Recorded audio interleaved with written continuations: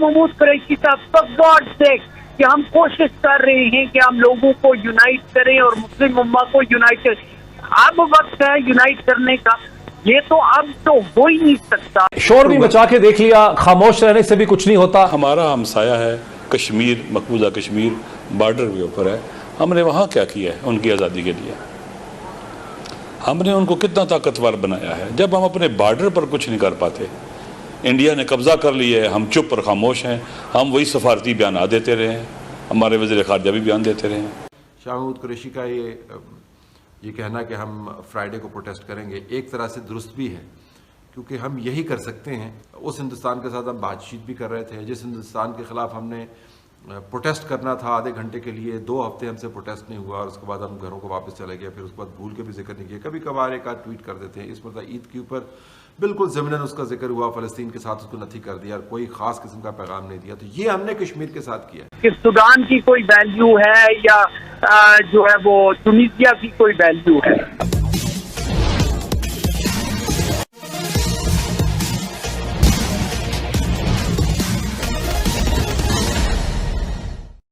जब इजराइल फिलिस्तीन विवाद चालू हुआ उस समय पाकिस्तान ने अति सक्रियता दिखाई, बहुत सारे बयान दे डाले, ओआईसी से लेकर सिक्योरिटी काउंसिल तक का दरवाज़ा खटखटाया।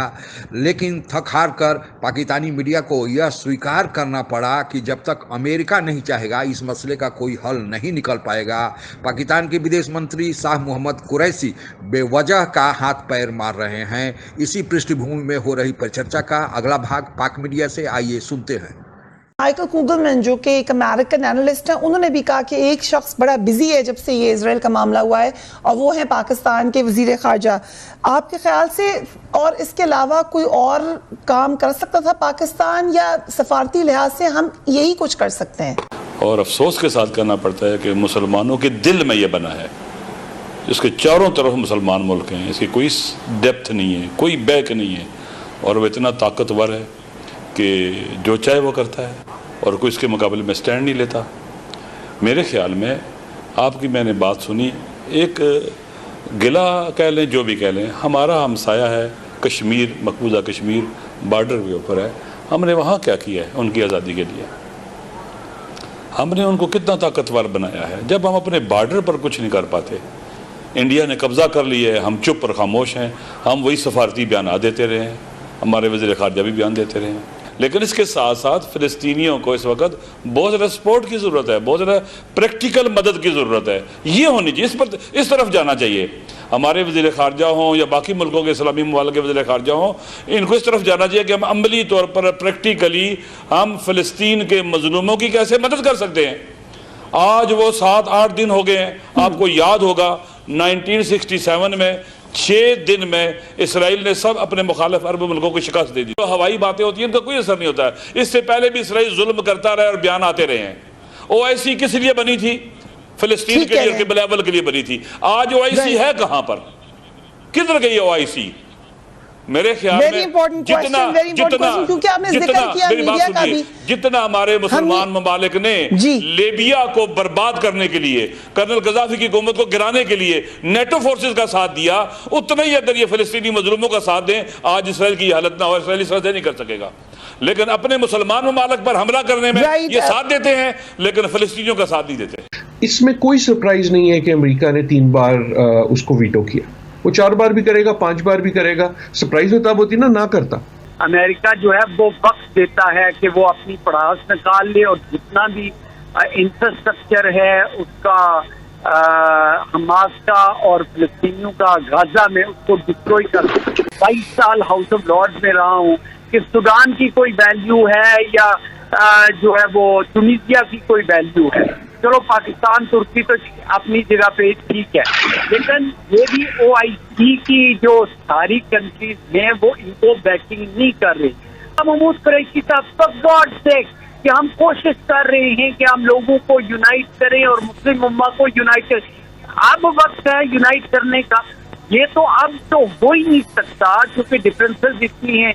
वो ईरान कह रहा है जी कि तुर्की जो है ये उनका सपोर्टर था, वो कह रहे हैं जनाब के सऊदी अरेबिया उनके बच्चे हैं, क्योंकि मुसलमान इतने डिवाइडेड हैं, वो इतने लड़ते हैं।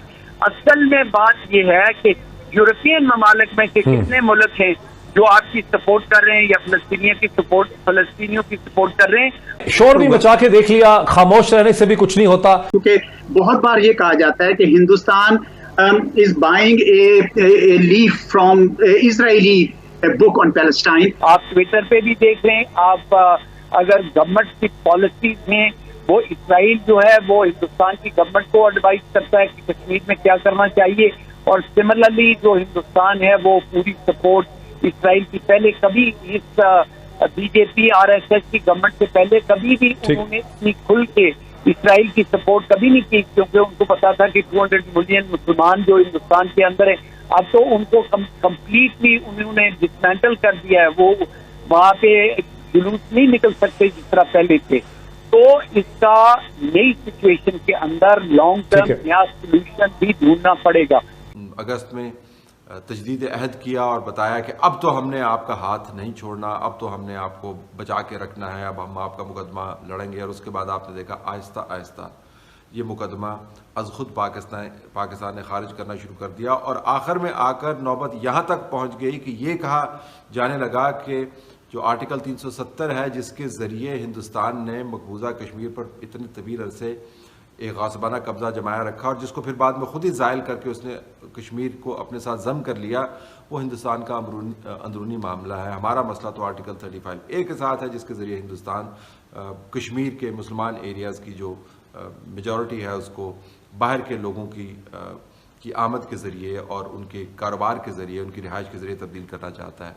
फिर हमने इस इशू को रिट्रैक्ट भी कर लिया। तो ये वो कश्मीर का इशू है जिसके ऊपर हमने एहतजाज करना था, हमने ह्यूमन चेन बनानी थी, हमने उनके साथ खड़ा होना था, हमने लोगों के साथ जो लोग हमारी बात नहीं मानते बैन अवी तौर पर उनके साथ सींग लड़ाने थे, मुँहबारी करनी थी, हमने जो भी हमारे बस में होता हमने करना था, और कश्मीरियों को हर हाल में कभी एहसास नहीं देना था कि वो अकेले हैं। उस कश्मीर के साथ हमने क्या किया, जब वज़ीर-ए-आज़म ये तकरीर फरमा रहे थे और जब 2-1.5 साल गुजर गया है, गुजरने के बाद से लेकर अब तक जो मामलात बने, उस वक्त तक हिंदुस्तान के साथ हम पिछले दरवाजे से राब्ते में भी थे, उनके साथ बातचीत भी कर रहे थे, इंटेलिजेंस चीफ्स उनसे मुलाकात भी कर रहे थे। तो जिस हिंदुस्तान के साथ हम न्यूक्लियर जंग की बात कर रहे थे, उस हिंदुस्तान के साथ हम बातचीत भी कर रहे थे। जिस हिंदुस्तान के ख़िलाफ़ हमने प्रोटेस्ट करना था आधे घंटे के लिए, 2 हफ्ते हमसे प्रोटेस्ट नहीं हुआ और उसके बाद हम घरों को वापस चले गए। फिर उसके बाद भूल के भी जिक्र नहीं किया, कभी कभार एक आध ट्वीट कर देते हैं। इस मतलब ईद के ऊपर बिल्कुल ज़मीनन उसका जिक्र हुआ, फ़लस्तीन के साथ उसको नथी कर दिया, कोई ख़ास किस्म का पैगाम नहीं दिया। तो ये हमने कश्मीर के साथ किया है। इसराइल की पॉलिसी को इन्फ्लुएंस करना चाहते हैं, वो तो इसराइल के ऊपर कोई बहुत बड़ा स्टैंड ले नहीं रहे। अगर आप इनफरादी तौर पर ममालिक की पॉलिसियाँ देखें तो उनके ट्विटर अकाउंट्स भी काफ़ी खामोश हैं, उनकी लीडरान की तरफ से कोई बड़े बयानात भी नहीं आ रहे। तो हम तो ईद उनके कैलेंडर के मुताबिक रखते हैं। अब इसराइल के ऊपर पॉलिसी हम कैसे ऐसे मुरतब कर सकते हैं जो उनकी पॉलिसी फ्रेमवर्क से अलहदा हो। तो इन हालात के पेश नज़र जब हम उन वर्ल्ड कैपिटल्स के अंदर कोई बहुत बड़ा कारनामा नहीं कर सकते क्योंकि उनकी दोस्ती हमें दरकार है, जब अरब वर्ल्ड के ममालिक की पॉलिसी को देख के हम अपनी पॉलिसी बना रहे हैं, और जब हमारी तारीख ये है कि हमने कश्मीरियों के साथ वो किया जो कोई सोच नहीं सकता था कि उनका इतने बड़े उनके साथ वादे करके फिर उनका हाथ छोड़ दिया, और अब उनका तज़किरा भी ज़िमनन हम करते हैं। तो इन हालात के पेश नज़र मेरे ख़्याल में शाह महमूद कुरैशी का ये कहना कि हम फ्राइडे को प्रोटेस्ट करेंगे एक तरह से दुरुस्त भी है, क्योंकि हम यही कर सकते हैं, और हमारा एहतजाज और हमारा एतराज़ और हमारी एग्रेसिव और स्टैंड वाली असूली फॉरेन पॉलिसी का वज़न बस इतना ही है कि जुमे वाले दिन जब लोग खुद से इकट्ठे होकर एहतजाज कर रहे हों तो सरकार कहे जी कि देखा हमने कितना ज़बरदस्त फ़लस्तीनियों का मुकदमा लड़ा है। इजराइल फिलिस्तीन विवाद को हम 3 हिस्सों में बांटकर देख सकते हैं। पहला, इजराइल की खुद की शक्ति, दूसरा फिलिस्तीन और इसके पीछे खड़े 56 मुस्लिम देश, और तीसरा इजराइल को अमेरिका से प्राप्त सहयोग। इजराइल की जितनी जनसंख्या है उससे ज़्यादा लोग हमारे देश में कुंभ मेले में गंगा स्नान करने जाते हैं। एक उत्तर प्रदेश में अगर जनसंख्या के लिहाज से देखा जाए तो 20 इजराइल होंगे। उत्तर प्रदेश की जनसंख्या आज 20 करोड़ 42 लाख के करीब है, जबकि इजराइल की जनसंख्या मात्र 90.5 लाख है, यानी 1 करोड़ से भी कम। उसी तरह यूपी में 10 इजराइल जैसे देश क्षेत्रफल के हिसाब से बन जाएंगे। यूपी का कुल क्षेत्रफल 2,43,286 स्क्वायर किलोमीटर है, वहीं इजराइल का क्षेत्रफल मात्र 20,145 स्क्वायर किलोमीटर है। यहाँ सवाल यह उठता है कि आखिर इजराइल इतनी कम क्षेत्रफल और जनसंख्या के आधार पर कैसे इतना शक्तिशाली बन गया, और उसका जवाब यह है कि वहाँ बसने वाले यहूदियों ने अपने देश को सर्वश्रेष्ठ बनाने की कसम खाई, शिक्षा का स्तर बढ़ाया, शोध कार्यों में रुचि दिखाई, और आज हाल यह है कि दुनिया में जितने भी वैज्ञानिकों ने नोबेल प्राइज प्राप्त किया है उसमें से 1/4 यानी 1/4 वैज्ञानिक ऐसे मिल जाएंगे जो यहूदी मूल के हैं, जिन्हों को नोबेल प्राइज दिया गया है। दूसरा सवाल यह उठता है कि फिलिस्तीन की आखिर क्या कमजोरी है। जहाँ तक फिलिस्तीन का खुद का सवाल है तो फिलिस्तीन इजराइल से छोटा है, इजराइल के मुकाबले में छोटा है। यहाँ का क्षेत्रफल मात्र 6,020 स्क्वायर किलोमीटर है, जबकि जनसंख्या इजराइल के जनसंख्या से आधी है, यानी 4,67,000 ही केवल जनसंख्या है। लेकिन सवाल उठता है कि फिलिस्तीन के पीछे जब 56 मुस्लिम देश खड़े हैं, क्योंकि ओआईसी का गठन ही हुआ था कि मुस्लिम देश एक दूसरे को सहयोग करेंगे, फिर ये मुस्लिम देश आखिर क्यों सहयोग नहीं कर पा रहे हैं, और उसका कारण यह है कि ये मुस्लिम देश आपस में बटे हुए हैं। अगर जनसंख्या के हिसाब से देखा जाए या क्षेत्रफल के हिसाब से देखा जाए तो लगभग सभी मुस्लिम देश इजराइल से बड़े हैं, और क्षेत्रफल में भी बड़े हैं और जनसंख्या में भी बड़े हैं। लेकिन चूंकि इनमें आपस में ही फूट है, शिया सुन्नी के नाम पर लड़ रहे हैं, अरब नन अरब के नाम पर लड़ रहे हैं, और फिर न जाने किन किन मामलों में लड़ रहे हैं, और जब एकजुटता नहीं होगी तो वो कमजोर होंगे। हालांकि धन का अभाव नहीं है, इन लोगों के बहुत ऐसे देश हैं इजराइल के बराबर जो पैसा रखते हैं, लेकिन चूंकि उनमें फूट है, और फिर जब फूट है तो उसका फायदा इजराइल उठाएगा ही, और फूट वाले लोग कमजोर हो ही जाते हैं। तीसरा जो बिंदु है वह है अमेरिका का इजराइल को मिलने वाला हिमायत, जिससे इजराइल की शक्ति कई गुना बढ़ जाती है। यहूदी मूल के लोग जो इजराइल के रहने वाले हैं वे अमेरिका में बहुत सारे महत्वपूर्ण पदों पर बैठे हुए हैं।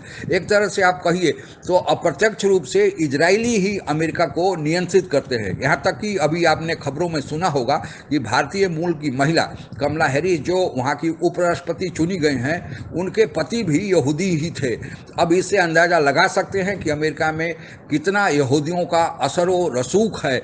इसी कारण अमेरिका को मजबूरन इजराइल की हिमायत करनी पड़ती है, और चूंकि अमेरिका आज सोल सुपर पावर है तो जिसकी वह हिमायत करेगा उसका पलड़ा भारी होगा ही। पाकिस्तान जो इधर उधर हाथ फैला रहा है बेवजह, वहाँ के विदेश मंत्री शाह मोहम्मद कुरैशी इधर उधर का दौरा कर रहे हैं। अच्छा यह होता कि वे अमेरिका को ही अप्रोच करते हैं और फिर तब मामले में कोई रास्ता निकालने की कोशिश करते, लेकिन वे चीन का, तुर्की का और न जाने कहाँ कहाँ का दौरा कर रहे हैं। लेकिन जिससे मामला सलटने वाला है, निपटने वाला है, उसके पास जा ही नहीं रहे हैं। आज के लिए बस इतना ही। आप अगर हमसे जुड़ा रहना चाहते हैं तो कृपया मेरे चैनल को सब्सक्राइब करें तथा बेल आइकन भी दबा दें ताकि नई वीडियो की जानकारी तुरंत आप तक पहुंच जाए। धन्यवाद। जय